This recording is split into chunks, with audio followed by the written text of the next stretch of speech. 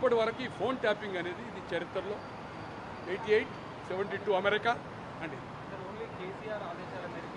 కేసీఆర్ లేకపోతే జరగదన్నా. అంటే కేసీఆర్ బొంగ సంతోష్ ఈక్వలే కదా. బాబాయ్ చెప్పిండటాడు కదా. కేటీఆర్ అయితే సీఎం ఇంట్లో ఉంటుండు కదా.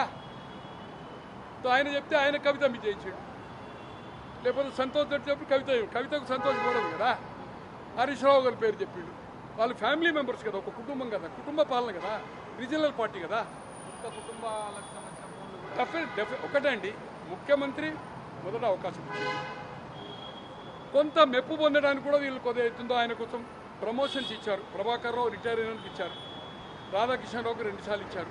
అతనికి ఎస్ఐ నుంచి ఆయన బ్యాచ్ వాళ్ళు 2007 నుంచి ఒకటేసారి 2 ప్రమోషన్లు అయి డిఎస్పీ అయ్యాడు. ఎవరు ఆయన? ప్రవీణ్ రావు ఆయన పేరే ప్రణీత్.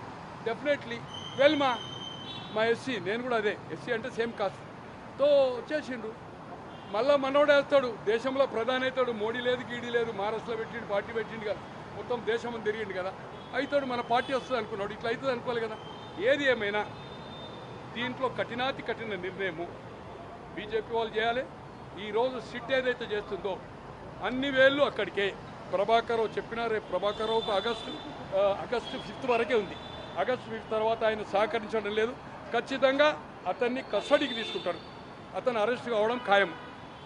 పోలీస్ జ్యుడిషియల్లో ఉండి తర్వాత ఇంట్రాగేషన్కి తీసుకుంటారు. అప్పుడు ఆయన బయటికి రావాలి. ఆల్రెడీ రాధాకిషన్ రావు గారి స్టేట్మెంట్ కానీ భుజంగరావు గారి ఇన్స్ట్రక్షన్ ఆఫ్ సీఎంఏ కదా. తో సీఎం దీంట్లో ఏదైతుందో ఇరికిపోయిండు, తప్పించుకోలేదు. చరిత్రలో ఇటువంటి చరిత్ర లేదు. బీజేపీ కూడా